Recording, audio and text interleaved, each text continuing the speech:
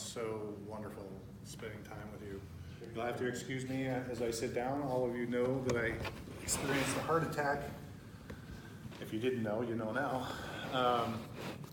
So Friday evening, I had what I thought was really bad indigestion. It started around 9 p.m. I had difficulty sleeping. I was up and down most of the night. Last time I remember looking at the clock, it was about 2:30 a.m.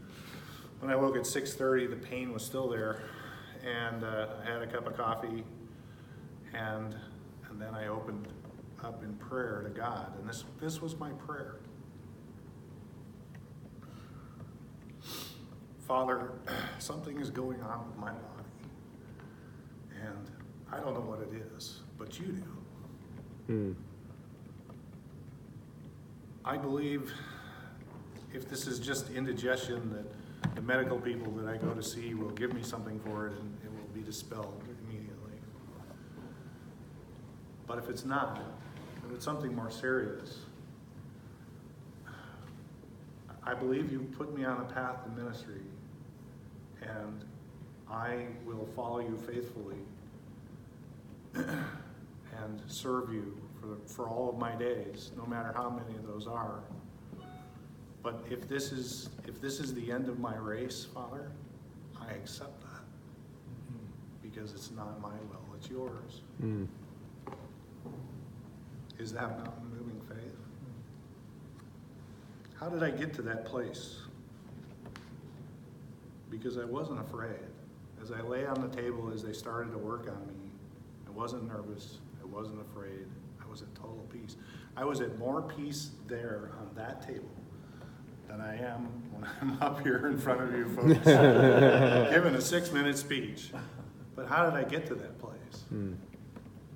So going to the faith chapter, Hebrews 11.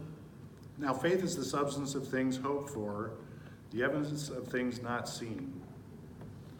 So the single biggest thing I could say that God has done in the last few years that have helped build and strengthen my faith was the faith of another young man. So Eric Hartle and his family were out here about 3 years ago, and either on the trip out or shortly after getting here, Eric, and I lost the word, got food in his lungs, which turned into a type of pneumonia. He wound up in the hospital and very near death. And I can remember at the very peak, at the worst of it, this poor young man was lying in a bed with tubes running in and out of him. And he couldn't talk, he couldn't communicate with anybody. So it was all 20 questions. Do you need something? Do I need to move you? What do you want to do? And the single biggest answer that Eric gave every time was to look towards the ceiling, which was his signal for, I want to pray. I want to praise God.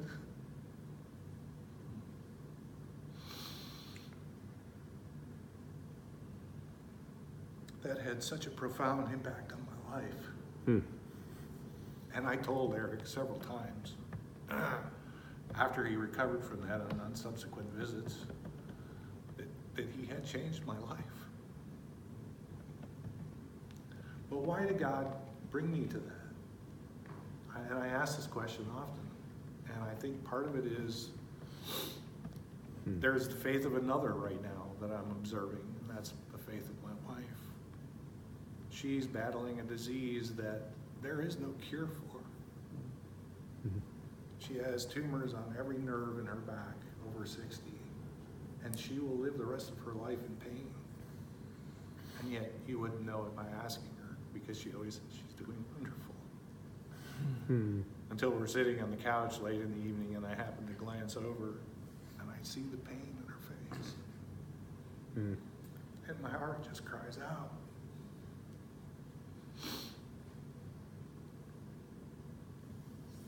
I have faith and I take comfort in Romans 8.